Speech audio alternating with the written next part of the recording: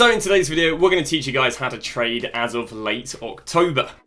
So just before the video does start, a quick little ad on a trading service I offer over on Twitch for the cheapest trading guides out there for just £4, €4, or free with Amazon Prime. You'll receive daily trading and investing guides covering PlayStation, Xbox and PC with an array of methods covering all budgets. And I've been trading for over 10 years, making over 100 million in multiple different FIFAs, and now for the last 4 years I've made 10 million coins in just the first month. So in today's video, what we're going to be doing is going through a bunch of trading methods that you guys can do at the moment late October, just because I need a bit of an updated version of all the trading methods.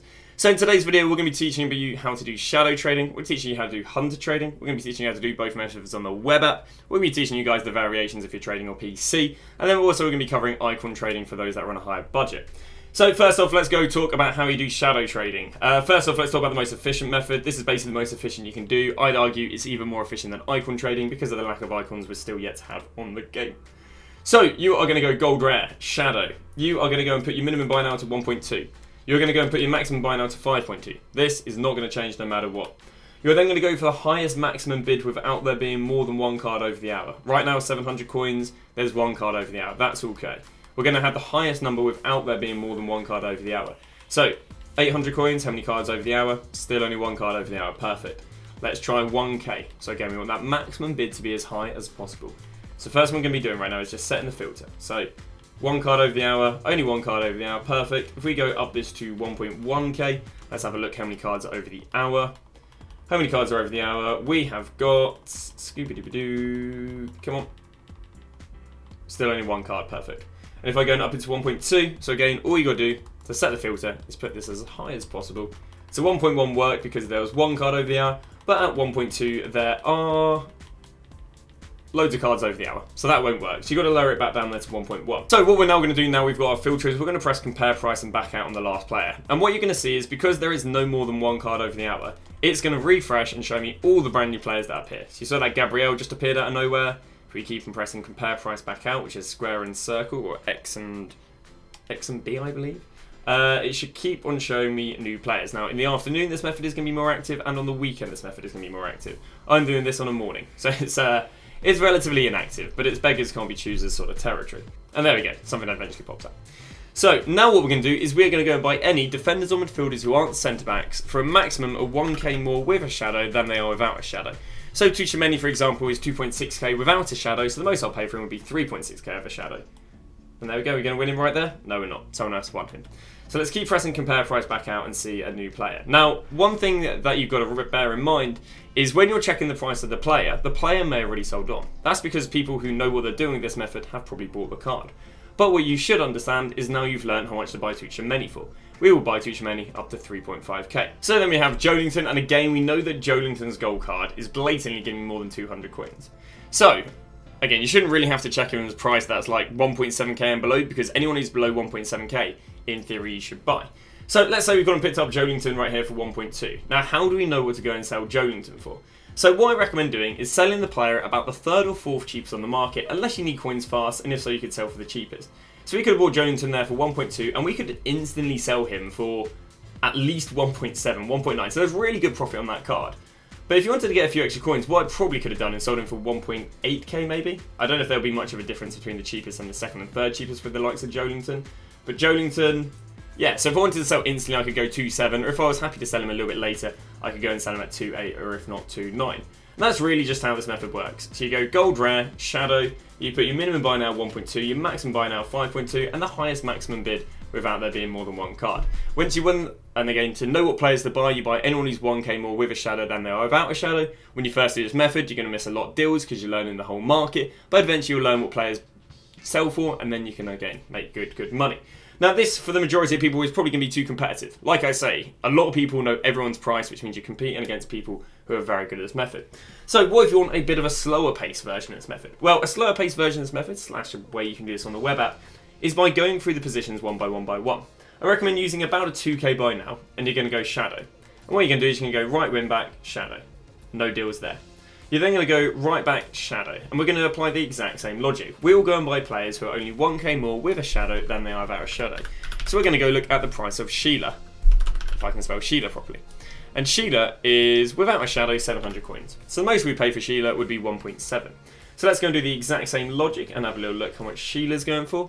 Now what you got to understand with this method, it's all about just learning the market. At the beginning, you're going to go in like a newborn lamb. You know, you're not going to know what's around you. But eventually what's going to happen is you're going to learn the whole market, and then you'll be able to identify deals like there's no tomorrow. So Sheila, let's say, pops up for 1.7, and we picked her up for 1.7. We're then going to go and sell for like the third, well, basically the second or third cheapest on the market. Sheila with a shadow at right back. I would probably just go and sell her for 3k, I'll be honest with you. I'd be happy with a 2k profit. If I really did want to push it, I could maybe gamble a 4k profit, but then it's going to take long for the card to sell on. Yeah, so she's flooded at 3.7, so I can actually maybe sell her at about 3.4 and make some pretty decent money. But when you're learning the market, you're only going to pay a maximum of 1k more.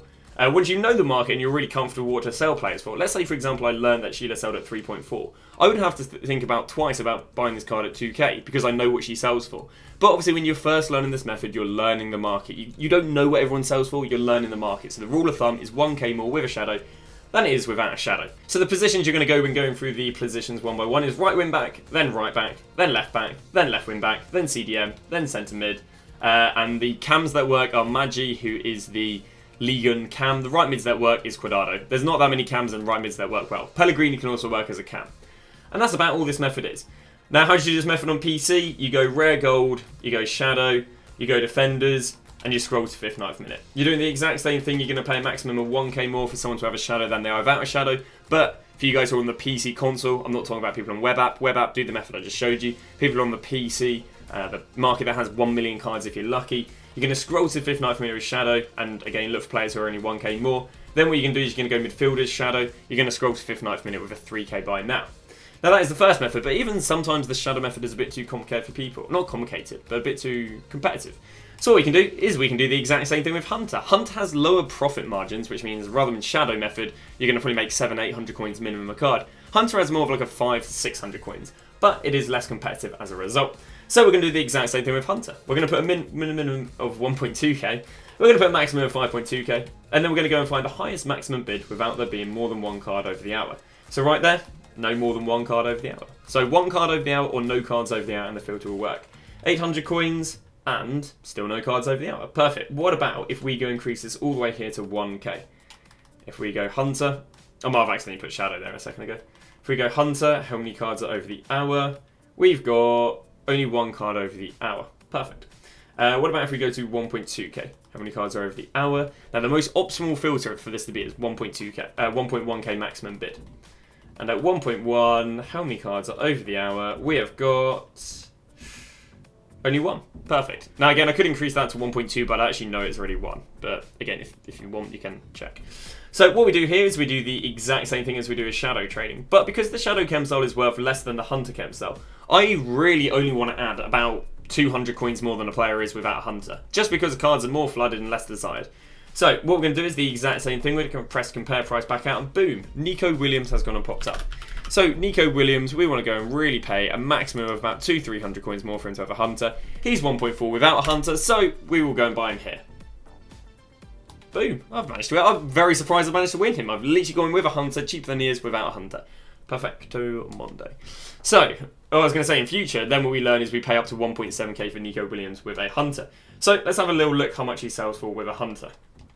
Now, it is a bit more hit and miss when it comes to these players with hunter, which is again why shadow trading is more favourable. But players who work the best are normally players who are used for objectives. So at the moment, like NWSL players work really well because of them.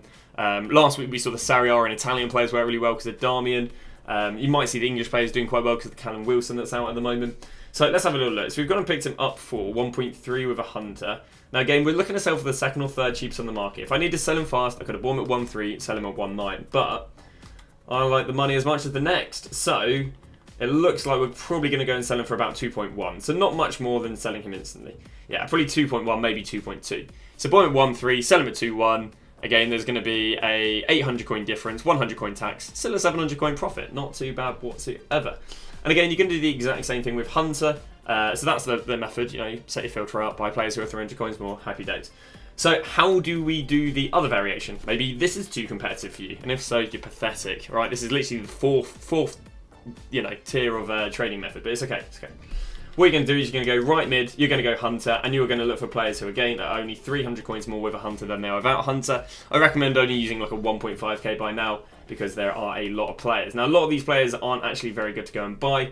For example, like you can see how flooded Malin is, you can see how flooded some of these players are, but again you will just learn as you go. So let's say maybe I wanted to go and buy his brother. How much is Inaki Williams? Inaki Williams is 700 coins, the most I'll pay will be a K. And then we're going to go through to left mid and do the same thing. We're going to go left mid, hunter. And again, the best deals are probably going to be between the 50th and the 60th minute. Are there anything that looks good here? Maybe the likes of Selena. Let's have a little look. S-E-L-L-N.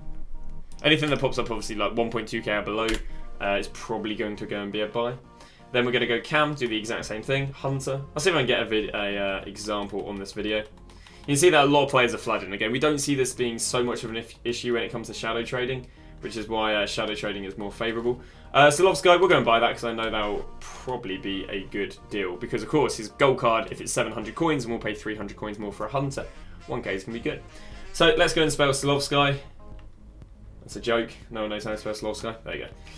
Alright, so we picked him up for 1k there of a hunter, be a beautiful, and you saw that wasn't really too difficult to do. We can go and sell him for an easy 1.8k, which again, 800 coins difference, okay, 700 coin profit. Hey, bear in mind it's live on the video, that E-stats not too bad.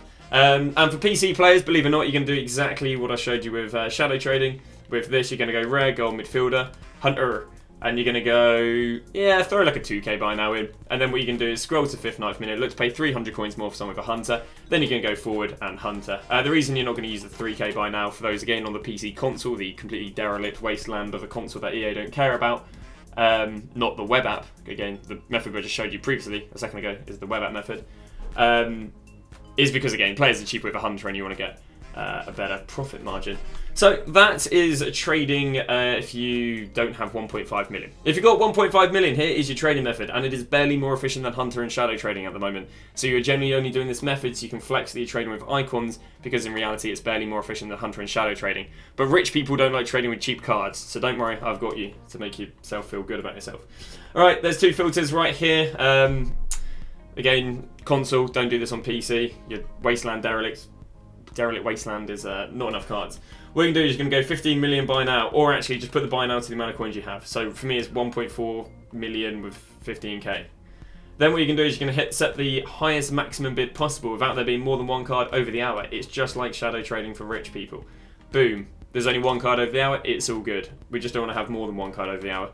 69k, how many cards over the hour? 2. That does not work. So we need to lower it back down to when there's only one card over the hour. Boom. 68.5k. What you're now going to proceed to do is press compare price back out. A card will probably pop up anywhere from every 30 seconds to 3 minutes, which is why this method is barely more efficient than shadow trading. But it makes you feel good that you're trading with the most expensive cards in the game, which is all that really matters. Stroke shadow ego. So, right has popped up. How do I know if it's a good buy? Basically what you do is you learn the consistent high price these cards sell for, which means that you have the fun of learning about 60 players' prices every 48 to 72 hours, give or take. So what you do is you look for what is the high consistent sell price. I'm seeing a 118 popping up here. I'm seeing another 118 popping up here. Let's keep on scrolling. I'm seeing another 118 popping up right here. I'm seeing a 120. I'm seeing a 119. I'm seeing a 118 here. I'm seeing a 118 here. So we're going to go off the presumption that he will fluctuate back up to 118. Because I'm not going to go and buy him and go, oh, he's 114 on the market, I'll sell him at 114. No, because this data right here shows me all of the cards that have sold on, and we know that he sells at 118. So that is going to be his sell price. And now what you need to do is take 10% off. You can use a calculator, or you can just take off 10k, because that's practically it. So you'd go and buy him for a maximum 108. You can either go and buy now the card if that is 108, or you can look at bidding the card. Again, if the card is an extremely good deal, it will not sit around because someone else knows the price of the card. And yeah, that's literally icon trading. You literally sit here, press and compare price back out. You ideally know how much an icon pops up. When an icon pops up, if it's 10% cheaper than what it fluctuates up to, you buy it. If not, you don't buy it. You can look at throwing bids on them. Happy days. Alright, here's the second method you can do. This is the method you can do on the web app. You're going to go basic Chemsol, you're going to go icon, you're going to go maximum buy now. I don't know, maybe you can use your coin total. It depends how much this has changed. What you can do is you're going to throw this in and you're going to scroll to the 59th minute. Now, this will take a few seconds unless you're on the web app. It takes a lot less. Why does scrolling on the web app take shorter than it does on the console? Because it doesn't have to process this weird little shimmer. Alright, on the web app, it is a 2D image, On console, it is a 3D image that glistens and shimmers, and as a result, it is generally less effective to do this method on console than it is on the web app, and the companion app, because again, it only has to load up 2D images compared to this. It might as well be a bleeding NFT at this point. So what you can do is you're going to scroll to 5th, 9th minute and apply the exact same logic. If the player is 10% cheaper than what they normally fluctuate up to, you buy them, and then you sell them at that price they fluctuate up to. If not, you don't buy them. Why do we use basic chem style? Basic chem style, as you can see that little one under his boot. That means that it is first owner.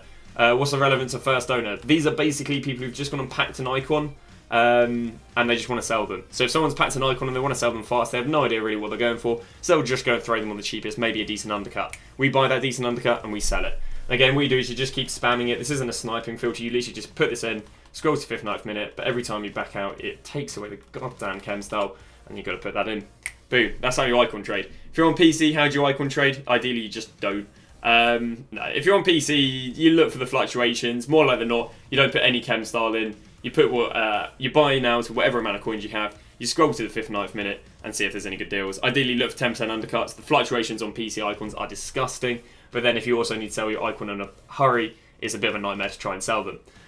Yeah, so that's about all she wrote. Hope this video has helped you with trading. Thank you very much for watching. I'll see you guys tomorrow with a brand new video.